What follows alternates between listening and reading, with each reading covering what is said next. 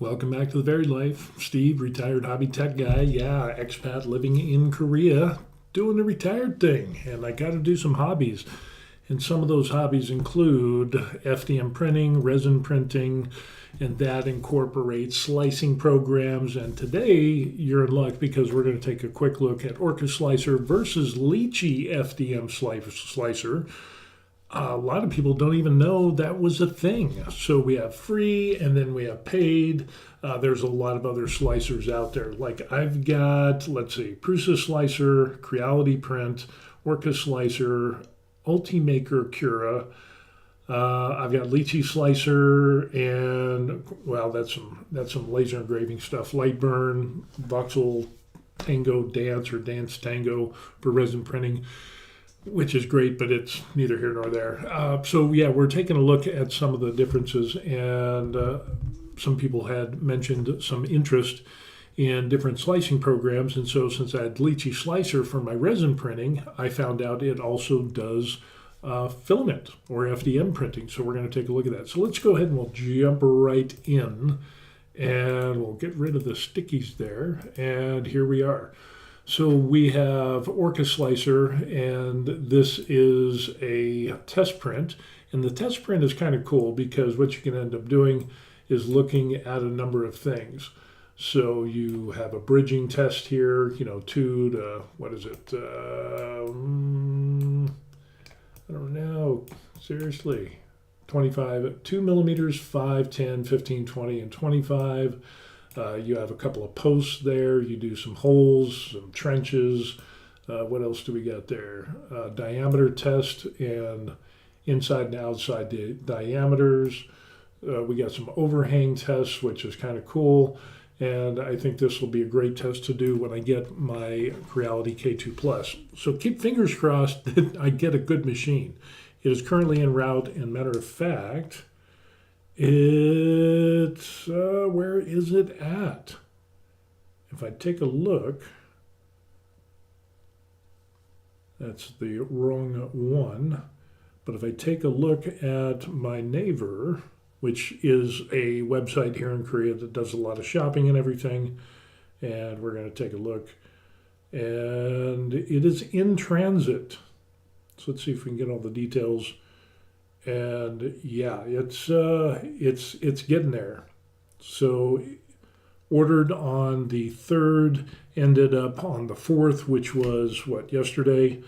Jungbuk Gunsan Samhak, which says it's housekeeping, and then it went to the Jeongeum hub, and then from there it is on the mainline loading. So yeah, we're doing some stuff. It's getting here. Slowly but surely, it's in transit. So probably not today.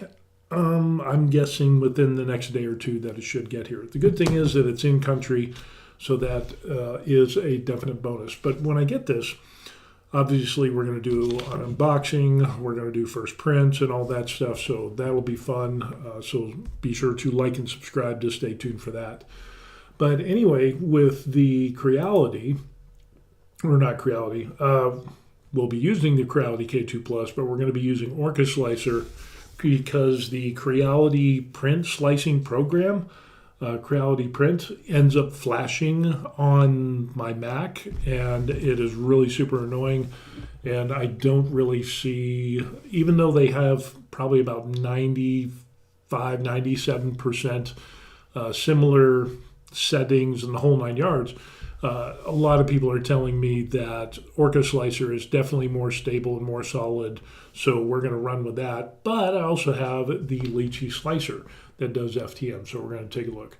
So yeah, you do prepare, we can go to preview. I haven't changed anything as far as quality, layer height, all of this stuff's going to be the same, and they're pretty much going to be the same with Lychee Slicer. So we're going to do a little look. And what we'll do is we'll just click preview, which is nice. I like that seamless transition of going from preparing your model, and as soon as you hit preview, it slices it, and it gives you all of this information here. This information is pretty good. As a matter of fact, what we'll end up with is we will do this. And we'll bring this over here, and we'll make this a lot bigger so y'all can see this. So basically what we end up seeing is a summary of, like the outer walls, they have these color-coded things and then indicating, well, this is the infill, this is the bottom surface, this is the top. So as you scroll through on your slicer program, you can look at the different colors and see what they represent, and then it gives you an estimation on time, the percentage of that being spent on the overall time, and then the filament used in inches, and total ounces, and you can either display or not display. But down here on the bottom, what we end up with is a final tally of total filament is going to be 555.66 inches. And that sounds like a lot, but it's really only 1.48 ounces. So yeah, it just kind of interesting.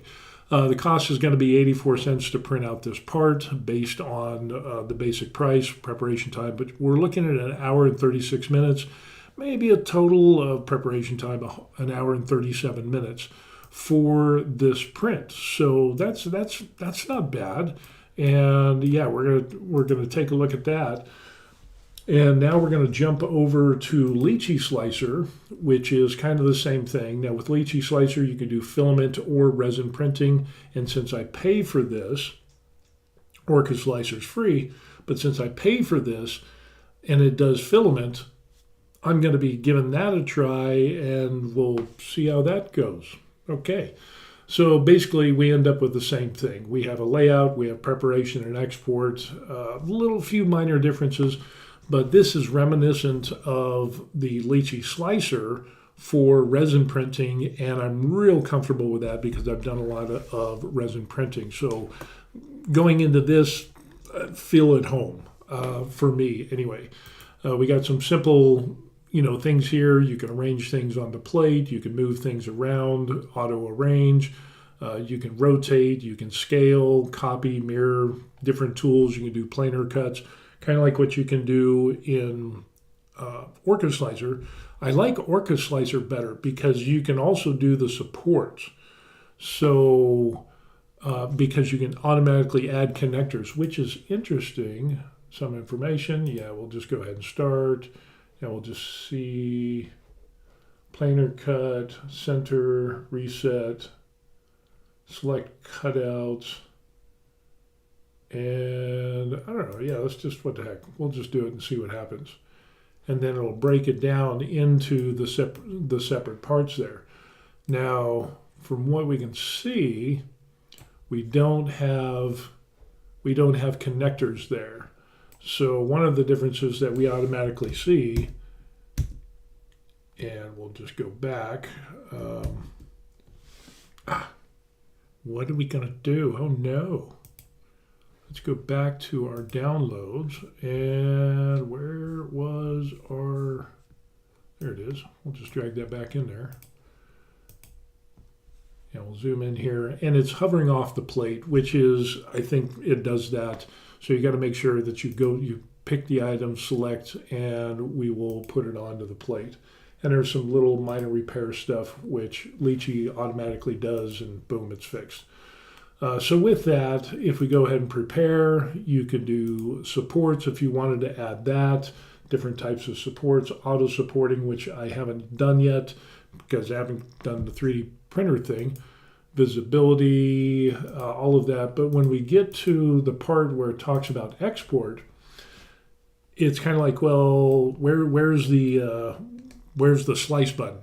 And it was interesting because I'm looking around, where's the slice? Where's the slice? Because usually you'll get a preview and what happens. But with this, to export, you're going to have to export because really down here on the bottom left, and we'll bring this up a little bit. Come on, go up. Come on, seriously? It's just not. For some reason, it's just not playing with me today. I think it's auto-adjusting. I think that's what it is. So let me move this out of the way a little bit. And what we can see in this bottom corner is the information. So it shows the printer, it shows the PLA or the filament that you're using, and then it just gives you some Barney Basic, 20 microns, I think it is, and then millimeters, 6.52 millimeters. I'm not sure what that represents. So we don't get a real good information as far as, what are all of the details like you get with Orca Slicer when you slice it, and you get all of that information, time, percentage, material used, length of material, time for preparation and print, and so on and so forth. So I went ahead and I clicked on the code here, and we'll just call this test, and we'll save it to the desktop, and it'll go through, and now it slices. So then it goes through and it exports, and what will pop up is the information, or some of the information that you'll find. So we'll see an estimated print time, 1 hour and 49 minutes and 39 seconds. Estimated filament is 13 meters, I guess. Estimated print weight is 39.17 grams. And yeah, that's what we end up having. And of course, you can also run through and it'll show you layer by layer on how that's going to look. So, we've got that. And then some other things. You can go to scale and you can see, well, how is this going to look in relation to a banana and a can of soda, which is kind of cool, I guess. And then you have to go over here on the left-hand side. Of course, I'm kind of blocking the view there. But you can go over here for scale and then for the color mode, and you can see the speed, which is, and then the current layer, and then all. You can go through and get that information, but you're going to have to do some more clicks with the mouse to get that information that Orca Slicer throws in your face automatically.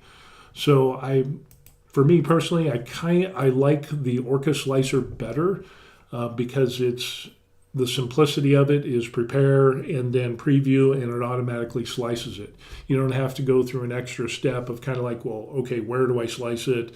Oh, and I just by accident, I clicked export G-code file to file, and then that's when I got the information. So yeah, and then if we look down here on the bottom, and we'll just take a picture of this and kind of show you what I'm talking about here. But on the bottom left-hand corner, we'll bring this into frame here to show you what we're talking about. That when you do that, then it'll come up and it'll give you some Barney Basic information. So however many meters, an hour and 49 minutes, 13.0 meters, 39.17 grams. So we do get that information, but it's not all in one easy to find place like Orca Slicer. So Lychee, you need to work on that. I definitely like Orca Slicer better. So, yeah, really kind of interesting. And here's what we end up with for our results. And what we can end up seeing is that with the what we have is Orca on the left, which is, this one here. And we see a total filament in inches and ounces, 1.48, and then preparation time 1 hour and 36 minutes total with the preparation time. And then over here on the other one for Lychee Slicer, it says it's an hour and 49 minutes and 39 seconds. So we're getting, it's going to take a little bit longer. Filament used 13 meters, and when you look at the estimated print weight is 39.17. So we get that. I tried looking to find out what was the, if I could change that in Lychee, I couldn't find it. But then what we end up with, and let's bring this to the front, is the difference is basically 41.95 grams. So you're going to do a little bit more with the Orca Slicer than you do with Lychee. So yeah, instead of 39.17 grams, it's going to be 41.95. Of course, that's going to be some minor differences with your default settings for infill and walls and density and all that stuff, which is really pretty minimal. I started to go through and try to do everything exactly the same, and I'm just like, you know what, I'm not so concerned about a few minutes here or there, especially on something like a test piece. So, yeah, kind of interesting to see the differences between Lychee Slicer Pro with the filament, the FDM printer slicer versus the Orca Slicer. So yeah, it ends up we got some differences but I really like the Orca Slicer in that you can go through and you have all this usable information. And it's just not the line type. You can go through and you can look at the filament, so you can see, travel, you can see the retraction, you can see unretract, wipe, seams, the whole 9 yards. So you can really get a good look and feel for what your model is going to look like and how it's going to look like in regards to all those different things. You can go down here to speed. It'll have a graphical representation with the different colors of showing, the speeds that you're going to be doing. And, like I said, it's interesting that every single resin printing machine company says this is our top speed of 500 or 600 millimeters per second or whatever it is.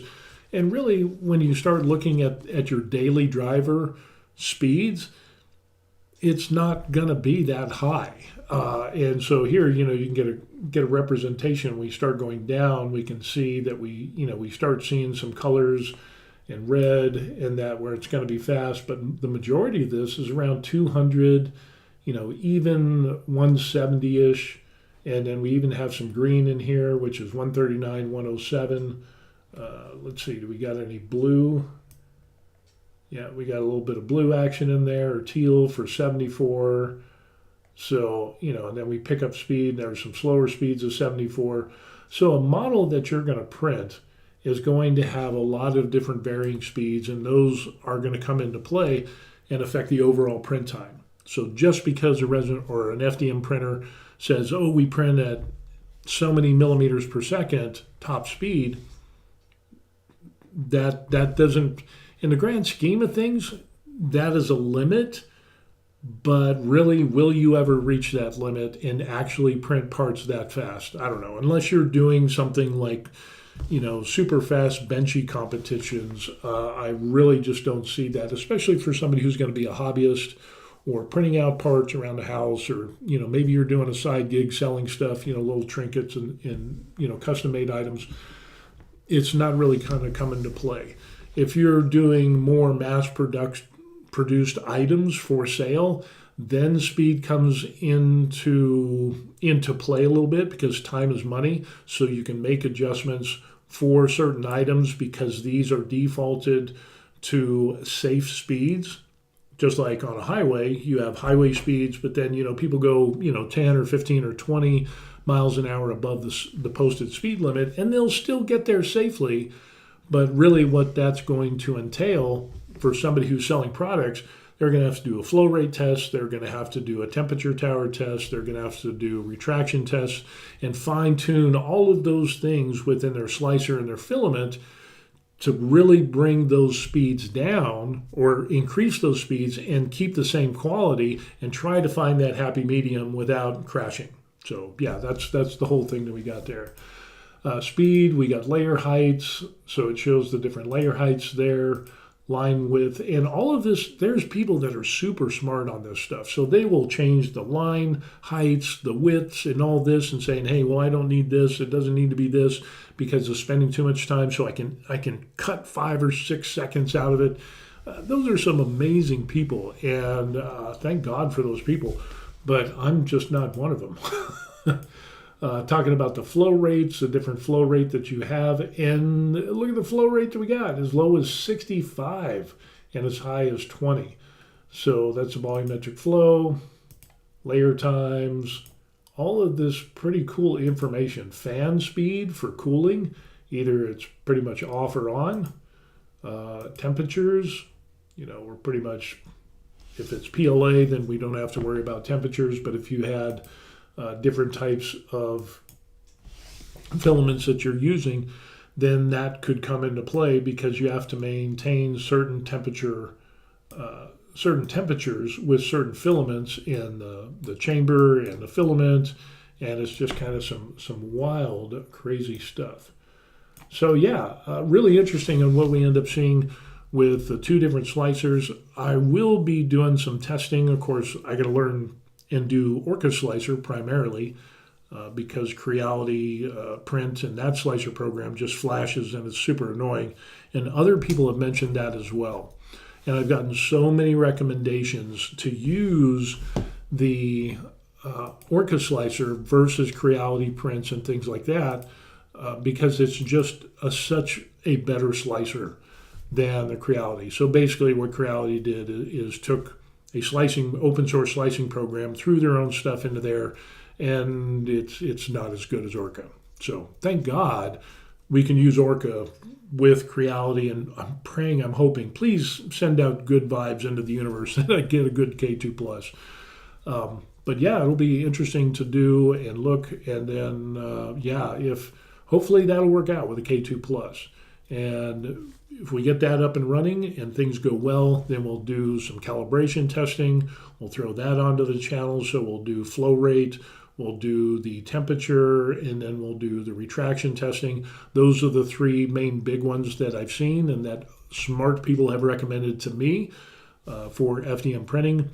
You could also do, what was the other one? Pressure Advance, but unless you're using Marlin, the majority of smart people that have recommended said, yeah, don't worry about Pressure Advance unless you have Marlin, and Orca Slicer and the K2+ or Clipper. So I don't, one less thing that I have to deal with. So I'm all for that. So many different variables with FDM printing compared to resin printing. Resin printing, I thought there was a lot of variables. But once you get your resin dialed in and you save that, boom, you're good to go. And really you're looking at temperature, you're looking at your exposure times, all of that. But it's fairly easy compared to FDM printing. So it'll be interesting to see how the K2+ comes into play. Hopefully in the next few days, and the weekend we'll do a video and we'll do some test prints, do some testing, and we'll just continue on having fun doing all this stuff. But eventually get to use the Lychee slicer, FDM slicer thingy and see what's the difference, with the stock settings and doing like a benchy. I think that would be a good test to do, or maybe even this test print here. Because if we go back, how long does a benchy take? Let me go back to, let's go back to this. We'll delete that, and we will file, new project, no, new.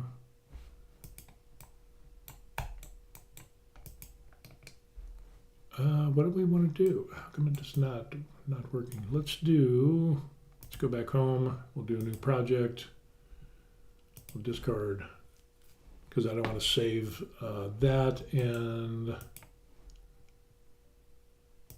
we'll add. No, that's not it. What was it? How did I do that? File, import. No, that's not what I wanted. View. No, that's not what I wanted. How did I do that? Lord. I thought it was right click, and it's not. Just ended up add a plate, add something. I don't know. I thought you could add a benchy to this. How did I do that? Good Lord. Open projects, 3MF. No, that's not it. What was that? Now I'm perplexed because I thought you just, there we go. Now it's right clicking and handy models. So good Lord, crazy. So we'll do a benchy. We'll just leave everything. We'll do the slice. And how long is this going to take? So we're looking at 30 minutes. Okay, not bad. Let's go ahead and we'll go back to layout. We'll get rid of that. Of course, that's X. We'll throw a benchy on there, and we will see prepare, export, code, do the same thing, save, already exists, yeah, replace it. And what do we end up with this information? How long is this going to take? 30 minutes versus 26 minutes, 59 seconds. So, I don't know. It depends on what you print and the settings and so on and so forth. But yeah, very, very interesting stuff. So yeah, we'll be doing some different testing and see what works. Since I've been playing a lot more with Orca Slicer, I have more of a mindset of Lychee Slicer is for resin printing, and I'm well versed in that.